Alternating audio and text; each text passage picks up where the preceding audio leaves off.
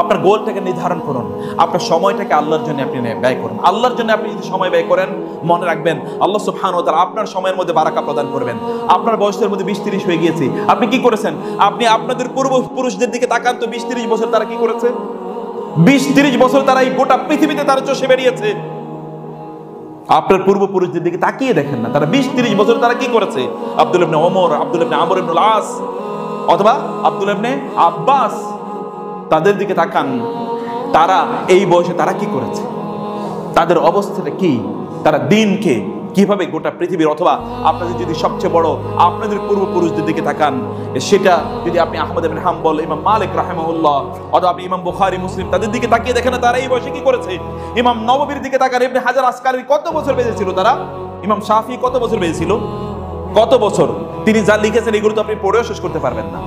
তারা তাহলে পড়াশোনা তারা কবে করেছে, সংসার তারা কবে চালিয়েছে, এবং অন্যান্য কাজগুলো তারা কিভাবে করেছে। আপনি আল্লাহ সুবহানাহু ওয়া তাআলা আপনার কি সময় কোন দিকে আপনি কাটাচ্ছেন, আপনার সময় আপনি কোন দিকে কাটাচ্ছেন, সময়টাকে নিয়ে আপনি যুবকদের সবচেয়ে ঘৃণিত যে অভ্যাসটি, অথবা তাদের জন্য সবচেয়ে ডিস্ট্রাকটিভ যে জিনিসটি, তাহলে যে তাদের সময়ের কোনো মূল্য নাই তাদের কাছে। গল্পে, আড্ডায়, অথবা সোশ্যাল মিডিয়াতে ইত্যকার জিনিসে তার ঘন্টার পর ঘন্টা তার চলে যায়, সে কখনো বোঝে না। যুবকরা যদি আপনাদের সময়গুলোকে যদি আপনারা বাঁচাতে চান, তাহলে যতক্ষণ সময় আপনারা সোশ্যাল মিডিয়াতে কাটাবেন, ততক্ষণ সময় আপনারা ঠিক ততটুকু সময় আল্লাহর জন্য কাটিয়ে দেখুন। আপনি 1 ঘন্টা তো মোবাইল নিয়ে ব্যস্ত ছিলেন, 1 ঘন্টা কোরআন তেলাওয়াত করুন, 1 ঘন্টা সালাত আদায় করুন, 1 ঘন্টা দ্বীনি জ্ঞান অর্জন করুন। এই কাজগুলো আপনারা করুন। যুবকদের প্রবলেমগুলোর মধ্যে আরেকটি প্রবলেম হলো যে যুবকরা আজকে একটা জ্ঞানহীন জাতি, বিশেষ করে ইসলামিক জ্ঞান তাদের নাই। আপনি দেখবেন কেবলমাত্র দুনিয়ার জ্ঞান নিয়ে তারা প্রচন্ড ব্যস্ত, দুনিয়ার জ্ঞানে তারা প্রচন্ড জ্ঞানী। ইয়ালামুনা যাহিরাম মিনাল হায়াতিদ দুনিয়া ওয়া মা আনিল আখিরাতি হুম গাফিলুন। আলিম বিদ-দুনিয়া জাহিলুম বিল আখিরা। তারা যে দুনিয়ার পণ্ডিত, কিন্তু আখিরাতের ব্যাপারে তাদের কোনো ধারণাই নেই, আখিরাত সম্পর্কে তারা জানেই না, দ্বীনের ব্যাপারে তাদের জানা নাই।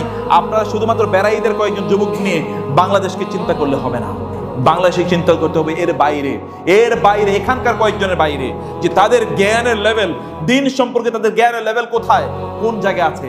তারা এতটা খারাপ অবস্থায় আছে দিন সম্পর্কে, দিনের মৌলিক বিষয়গুলো তারা জানে না। এই বিষয়গুলো সম্পর্কে তাদের মৌলিক কোনো ধারণা নাই, এগুলো সম্পর্কে তাদের কোনো পড়াশোনা নাই। অতএব যুবকদেরকে দিনের জ্ঞান অর্জন করা দরকার, মনে রাখা দরকার।